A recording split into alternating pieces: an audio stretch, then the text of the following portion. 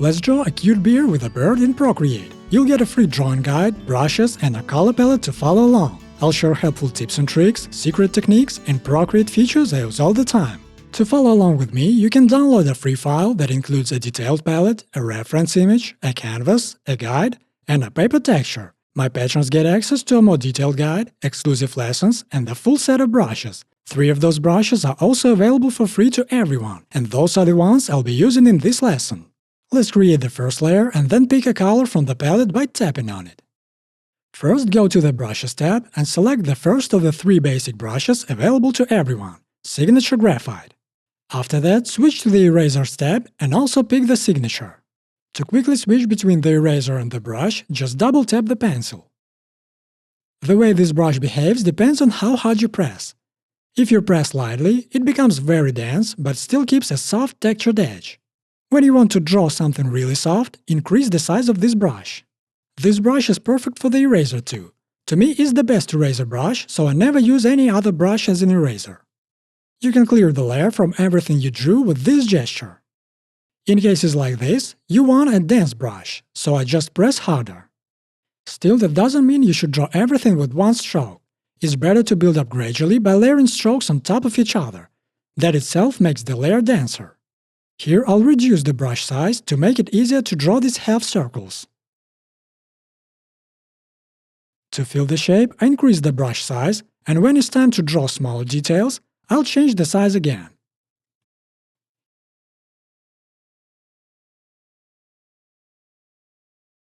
I use the eraser at least as much as the brush. It not only removes unwanted parts, but also helps shape what you're drawing. Use a reference to make drawing easier. First, unlock the reference layer, then drag it to the area where you're working. The main thing, don't forget to lock the reference layer afterward and switch back to the layer you need. I'll create a new layer and take the pastel pencil. This is the second of the basic brushes available to everyone. To undo an action, tap with 2 fingers. To redo an action, tap with 3 fingers. If you don't press the pencil hard, this brush will have denser edges. If you press down more, the edges become very textured. For filling, I usually use Signature. In this case, you can simply duplicate the ear and flip it to the other side. To do that, open the Layers panel, duplicate the layer, tap Flip Horizontal at the bottom, and move the ear to the left. Now we can apply symmetry. First, I'll move the reference down, then create a new layer, and go to the Canvas tab. After that, I'll slide the Drawing Guide toggle, and then go to Edit Drawing Guide. At the bottom right, tap Symmetry, then at the top right, tap Done. We can turn off Drawing Assist on the layer, and the symmetry will disappear. Turn it back on, and it comes back. This is handy if you want to add differences to one side. Sometimes we can use autofill to fill shapes. Now I'll turn off this layer to draw the bear's paws clearly. After that, we'll turn the layer back on. The center line gets in the way, so let's disable the drawing guide. Sometimes when you fill automatically, the color goes outside the shape. Just adjust the fill strength like this. This edge of the shape here is too textured and too airy. To make this layer denser, just duplicate it, and then merge the copy with the original. I do this very often.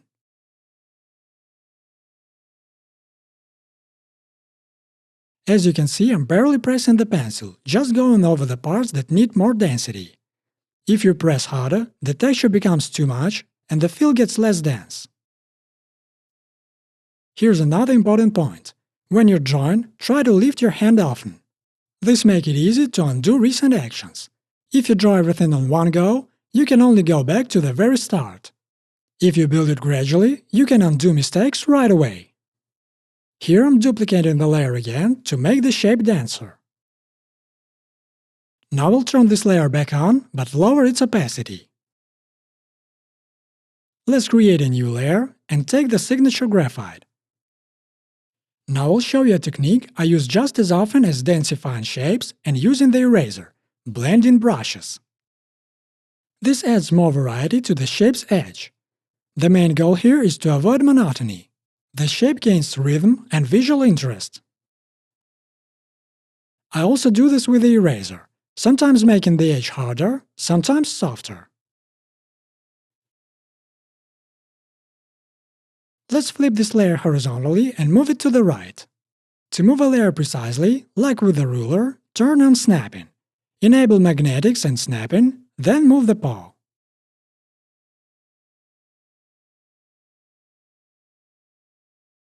Let's pick this layer and slightly warp its proportions, but first turn off snapping. We've got a few tools that make it really easy to reshape stuff. Now we can remove the opacity from this layer and erase some extra bits on the sides. These beer paws don't need to be on separate layers, so it's better to merge them. To draw the beer's belly, let's create a new layer, pick this color, take the signature graphite, crank up its size quite a bit, and then enable Draw and Assist for that layer in the Layers panel.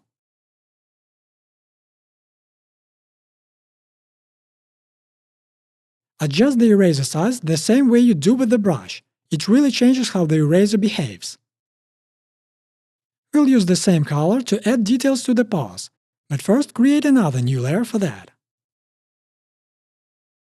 I'll tweak the proportions a bit for this shape and add 3 small ellipses.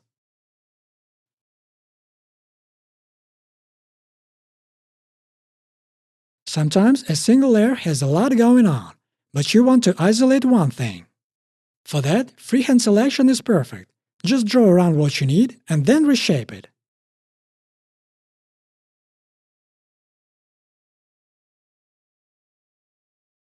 I won't use symmetry here, though you might want to. To do that, just tap the layer and enable Draw and Assist in the menu like we did before. Using the nose as an example, I'll show you again how to blend brushes. Always aim for a lively line, a dynamic contour, and an organic edge to your shapes. You get that by mixing things up. First, I duplicate the layer to add density. Then I add some variation with the eraser. After that, I add a bit of signature graphite.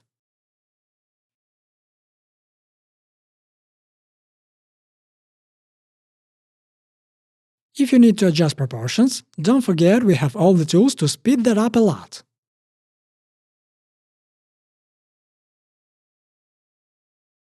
Now let's make a new layer, pick the pastel pencil, and set the brush size. You'll see that at a smaller size, pastel pencil doesn't give a very solid line, but that's okay because we know how to get the effect we want. I'm going to duplicate the layer twice and tweak one of the copies a little. This gives us more overlap, which works really well on lines. Then I make this altered line denser and merge all the layers.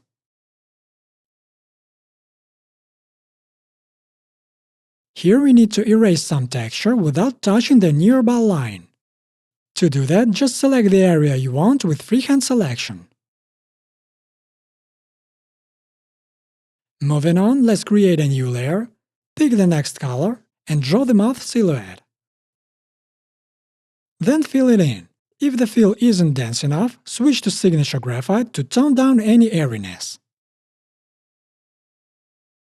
Before drawing the teeth, it's good to play a bit with the mouth proportions and shape. After that, create a new layer, pick the tooth color, and draw them.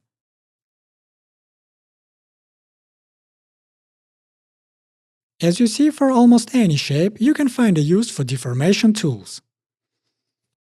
To keep the Layers panel organized, you can group layers.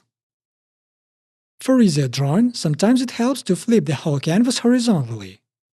It also gives you a fresh perspective on the illustration.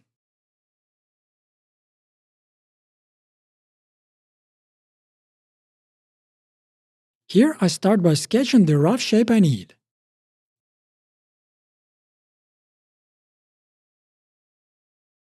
Then I make the layer denser, and after that use the transform tools.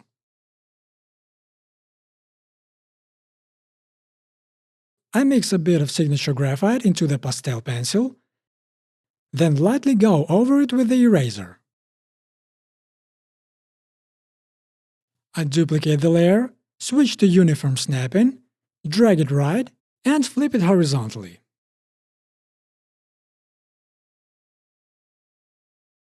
To draw the eyebrows, create a new layer, pick this color, and in the Brushes panel, use the third basic brush available to everyone. Gesture Pencil is perfect for soft lines. In this case, there are two lines on the layer. It's easy to select one of them using the rectangle selection. You can add more layers to the existing group. First select them, then drag into the group.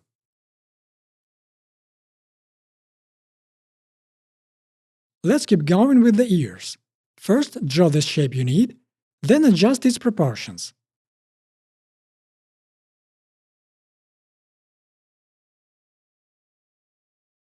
Sometimes layers end up in the wrong place. Here I see I need to move a whole group of layers up so everything stays organized.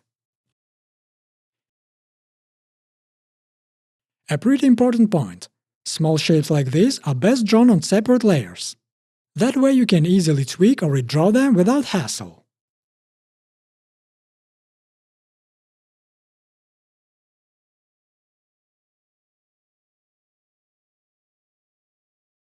Now I'm going to use automatic fill, but it usually won't work right unless you draw a continuous outline. Even then, fill sometimes doesn't behave well with textured brushes, so I usually just paint it in manually.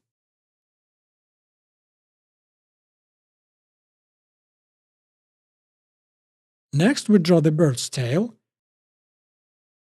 then create another layer for the wing, pick this color, switch to signature graphite, adjust brush size, and draw the wing. One of my favorite tricks is using freehand selection for drawing. It lets you quickly create a rough shape that you can tweak however you like. Just make a selection and fill it with the color you need. Then use the eraser to shape it, removing anything extra. Now I'll show you how to cut part of the layer and make it a separate layer. First, make a selection, then use this gesture to bring up the menu and tap Cut and Paste. Having these parts on separate layers gives us way more control.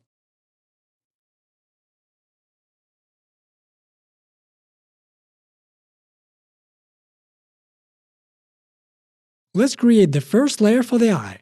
Here we'll use a clipping mask. This mask is absolutely essential for drawing, especially eyes.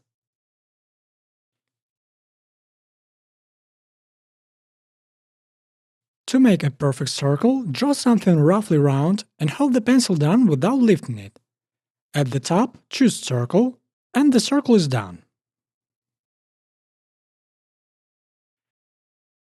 Let's duplicate this layer, choose the next color, and fill the entire layer with it.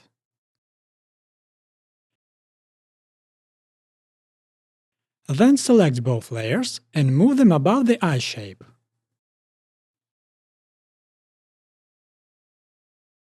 Now we just need to assign a clipping mask to each of them. In every lesson, I show you how to choose the right color on your own. Let's start with something simple. We have the Value tab, and that's exactly what will help you to understand color more deeply. Set brightness to 100 and saturation to 0. You can leave the blending mode as normal. What's important is to reduce the opacity of this layer. Now let's draw the bird's belly, and then use a clipping mask to add some variation to the tail with an extra color.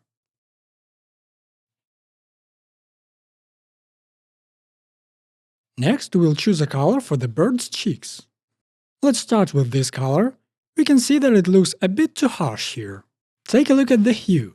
It's set to 16. To figure out what's wrong, let's check a yellow hue. Here we see it's at 39, almost 40. 16 and 40 are pretty far apart. Let's bring them a bit closer together. We'll shift the hue to around 20. Now we'll adjust the saturation. Make some samples to see the difference more clearly. As you can tell, changing saturation makes a big impact. I'll stop at 61. If you like, you can also lower the opacity a bit.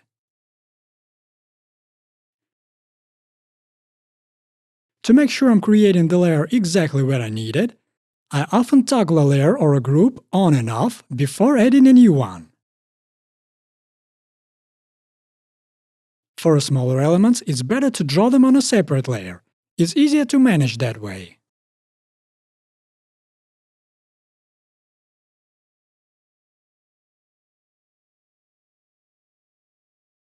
Let's draw the wing and create an alternate color for it. We want it a bit darker, but not just in brightness. We'll shift the hue slightly left, from 40 to 37, and adjust the other settings. Let's create a new layer and start building this scene.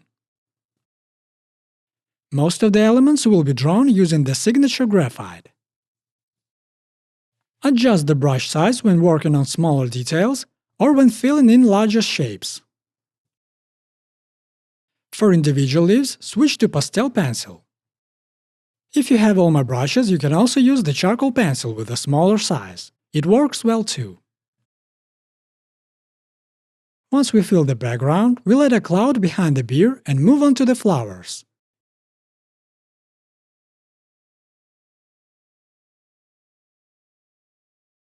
We'll use these flowers as an opportunity to work more with color choices.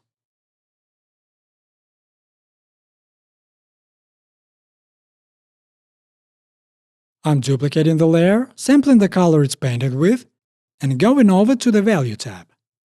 Let's try shifting the hue from 10 to 0. We'll increase saturation to about 35, 40, and fill the layer with that new color. Now let's apply a mask to this layer. Watch how I switch between black and white. When painting with black, we are hiding parts of the layer. That's how we'll create the petals here.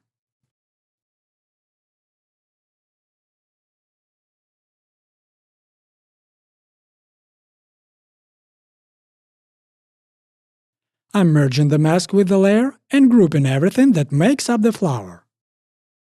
Now that we've painted the flower, we can duplicate it as many times as we like and adjust the color for each one. Let's move one more copy behind the beard and add some flowers in the background.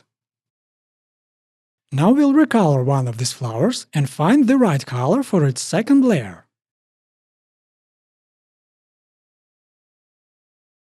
Let's shift one step to the left, from 11 to 5, and adjust the saturation. A value around 57 works well here. We'll do the same with a different flower, using another color.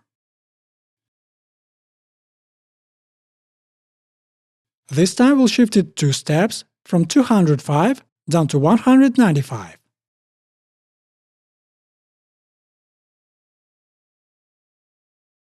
Saturation is around 45 and brightness about 75. You don't need to match these numbers exactly. Just use the same method and adjust the colors until they feel right to you. I'll show you how to create a flower that's a bit more complex. First, I'll pick a color from the palette and make it lighter. Then we'll draw a quick sketch, just the base shape of the flower. Make a new layer, switch to the signature graphite, and draw on the top of the sketch.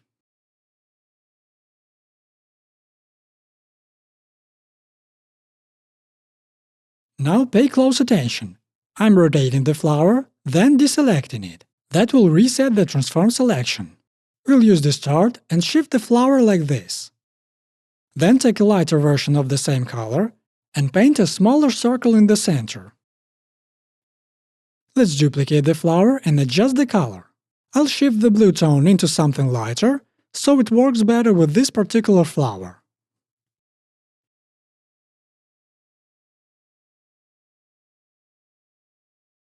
Now let's clean up the layers a bit and move on to creating another flower in a different color.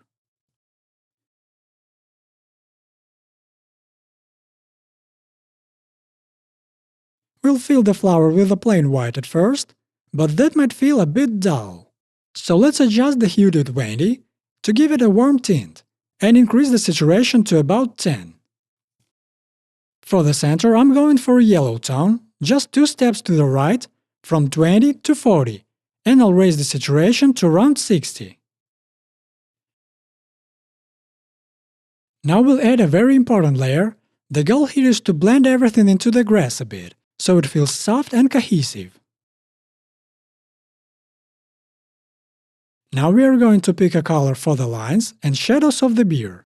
The beard's hue is 15. I'm stepping slightly back to 11. Then I test different combination of saturation and brightness until I'm happy with the result. The brush you're using here makes a big difference too, since each one feels a little differently. Try gesture pencil or pastel pencil, see which one feels better to you. If you've got the full brush set, you can also use soft graphite, charcoal pencil or plush pencil. Don't make the lines too even. Use the eraser to break them up a little. Also, don't forget about blending brushes. It's often really effective to lightly go over your lines with gesture pencil. Don't trace them directly. Aim for something that resembles a loose sketch where texture builds up in subtle ways.